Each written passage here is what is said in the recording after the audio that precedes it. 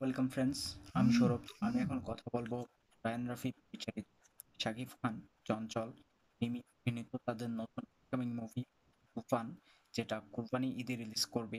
এবং আজকে কিন্তু তুফানের টিজার চলে আসছে এবং এটা যে আজকে ড্রপ করা হবে, তো এটা কিন্তু আগে থেকে কোনো কিছু সেভাবে বলা ছিল না, বা রায়ান রাফি আজকে টিজার আসার কয়েক ঘন্টা আগেই কিন্তু এই জিনিসটা পোস্ট করে জানিয়ে দেয় যে বাংলাদেশে বড় একটা ঝড় আসতেছে। তো তুফানের টিজারটা দেখলাম, জাস্ট দুর্দান্ত ছিল। আমি মানে তুফানের পোস্টার দেখে মানে অনেকটাই এক্সপেক্ট বেড়েছিল আর কি। মানে তুফানের নেক্সট কোনো কিছু নিয়ে আসলে আশাটা অনেক বেশি ছিল, সেখান থেকে আবার একটু ভয়ে ছিলাম। যদিও রাজকুমার নিয়ে কিন্তু একটা মিক্স রিয়াকশন ছিল সেখান থেকে, আসলে বলতে গেলে।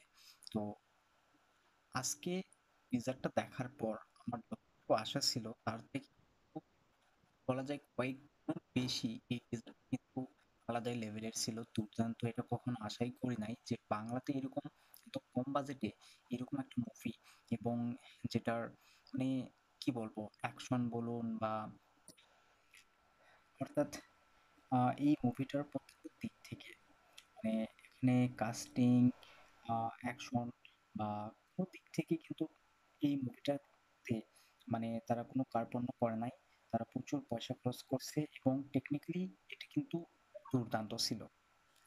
তো এই টিজারটাতে সাকিবের লুক, তার কস্টিউম জাস্ট দুর্দান্ত ছিল। এবং টিজারটা দেখে সত্যি কেজিএফ এর ইয়াসের কথা মনে পড়বে, এবং অ্যাকশন দেখে আপনার অ্যানিমেলের কথা মনে পড়বে।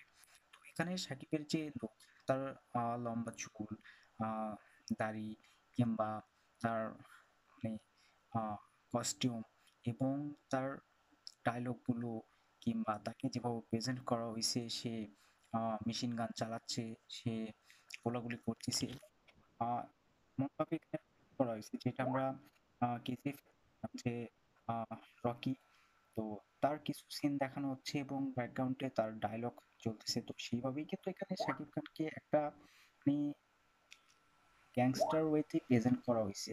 আমরা তার ডায়লগ শুনতে পাচ্ছি যে আগের কথা অনুযায়ী সে দেশটাকে তুফানের হাতে তুলে দিবে এবং এর ব্যাঘাত কেউ ঘটালে মানে সে কি করবে। সেই সিনটাতেই ডায়লগের পরে কিন্তু সে মেশিন গান চালাচ্ছে এবং সবকিছু মানে শেষ করে দিচ্ছে। তো এইরকম একটা সিন, জাস্ট টিজারটা দেখবেন, আলাদাই লেভেলের ছিল। বাংলাতে এরকম কেউ কখনো ভাবে নাই যে এইরকম দুর্দান্ত লেভেলের কোনো আহ, মানে মুভি হতে পারে বাংলাতে। তো তুফান, এটা কিন্তু রায়ান রাফি দেখিয়ে দিল যে আসলে বাংলাতেও এটা করা সম্ভব। তো এটা কিন্তু ওয়েল এডিটেড একটা ট্রেলার, মানে সরি টিজার। এবং মানে এটা এতটাই কম্প্যাক্ট ছিল যে এই টিজারটা দেখে আপনি গল্প সম্পর্কে বিন্দু পরিমাণ কোনো কিছু বুঝতে পারবেন না।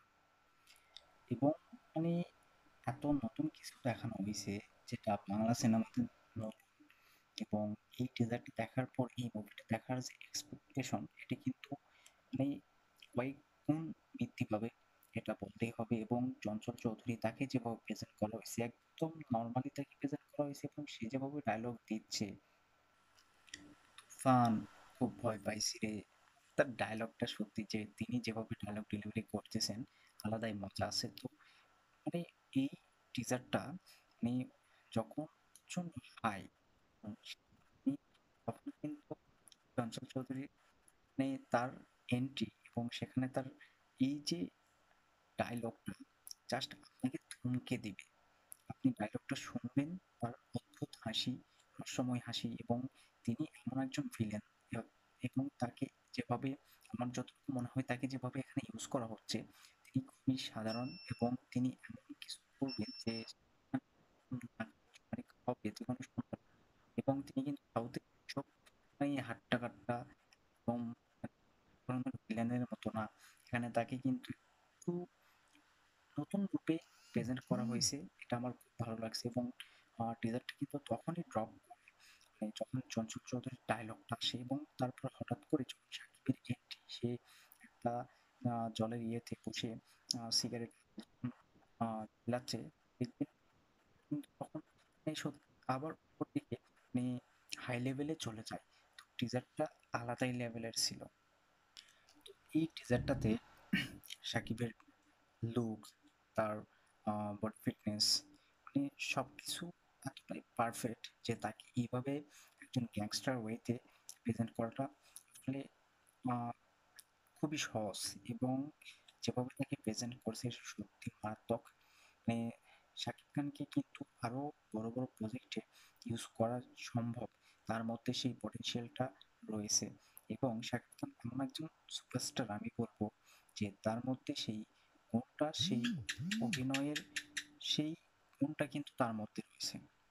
তাকে যেভাবে প্রেজেন্ট করছে, হ্যাঁ, এটা কেজিএফ কিংবা অ্যানিমেল, হয়তো অনেকের আম, মনে হবে যে হ্যাঁ, অবশ্যই সেগুলোর সাথে কিছু না কিছু মিলতেছে, কিন্তু যদি কেজিএফ না হতো, অ্যানিমেল না হতো, তাহলে ব্যাপারটা মানে কোথায় গিয়ে দাঁড়াতো? শাকিব খান যে একজন সুপারস্টার, তাহলে এই সিনেমাটা কোথায় গিয়ে দাঁড়াতো?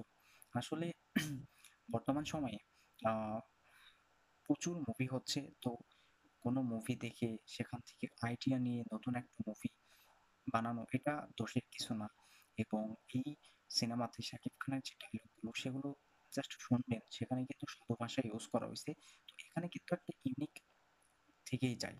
মানে নতুনত্ব কিছু, বেশ কিছু নতুন জিনিস তারা অ্যাড করছে, নতুনত্ব ভাবেই কিন্তু জিনিসটাকে তারা করার চেষ্টা করছে। আর যেভাবে অ্যাকশন গুলোকে দেখানো হয়েছে, অ্যাকশন গুলো মারাত্মক লেভেলের।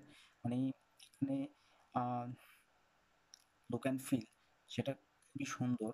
মানে এই সময়ে বাংলাতে আসলে বাংলা মুভির বাজেট অনুযায়ী এইরকম একটা মানে মুভি পাওয়া, বা এইরকম একটা মুভি দর্শকের সামনে নিয়ে আসা, এটা অনেক বড় একটা ব্যাপার। আর এই টিজারটার মধ্যে যে গানটা ইউজ করা হয়েছে, মানে সত্যি গানটা শুনবেন, আলাদা লেভেলের একটা গান ছিল। মানে এত সুন্দর লাগতেছে টিজার, মানে সাথে তারা অ্যাড করতে। আর গানটার কথাগুলো, মানে কথাগুলো শুনবেন, মানে এত সুন্দর দুর্দান্ত একটা গান। তারা হচ্ছে এই গানটা, আমার মনে হয় যে তারা প্রথমে এই গানটি শুরু করেছে।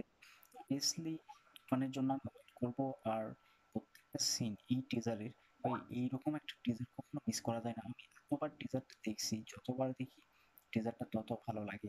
সত্যি বলতে শাকিব খান এখানে যেভাবে তাকে মানে গ্যাংস্টার হিসেবে প্রেজেন্ট করা হয়েছে, সেই টিজার মানে টিজারের শুরু থেকে যখন টেবিলের উপরে বন্দুক নিয়ে দাঁড়িয়ে, মানে পিছনে ব্যাকগ্রাউন্ডে তার ডায়লগ গুলো চলতেছে, এবং মনে হচ্ছে যে সে সেই টেবিলের উপরে দাঁড়িয়ে মানে ডায়লগ গুলো দিচ্ছে। আর এত সুন্দরভাবে লাগছে, দুর্দান্ত। আমার কাছে টিজার ভালো লাগছে। আমাদের কেমন লাগছে সেটা জানাবেন। ভিডিও ভালো লাগলে অবশ্যই একটা লাইক, কমেন্ট, শেয়ার করবেন। আর এই চ্যানেলটা সাবস্ক্রাইব করবেন।